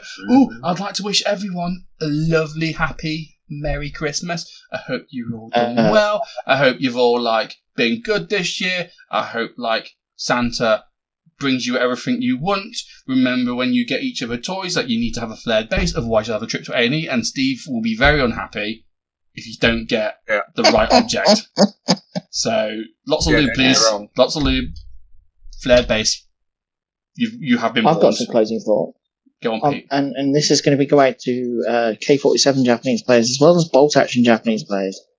Just buy the K-47 one for the Chiha, because it's the bolt action kit plus the extra turret. It's insane. Is it the same price though, or do you have to pay more for the fancy turret? I'm not sure exactly how much more the fancy turret is, but the fact that you get the chassis with the fancy turret, you then get the Shinhoto turret, which you can just jimmy on a top for it, and then you also get the other turret all in one. Bargain. I guess you can always flog the resin turret on eBay if you're boring and you don't want to play properly. Yeah. Yeah. Fair enough. Dan, it is time for the joke. It is. Right. It's not Christmas themed, Oh. unfortunately. Oh, I've let the side down a little bit. doing So so at the end of the joke, just say ho ho ho, and that makes it Christmas themed. Okay. Right. So I was getting a hand job from a new girlfriend, and she made me come within about 30 seconds. She was so good at it, and I just said, "How are you so good at this?" And she said, "Oh, just years of practice." And I said, "Oh, were you a bit of a player in your olden days then?" And she said, "No, my dad grew up without any arms."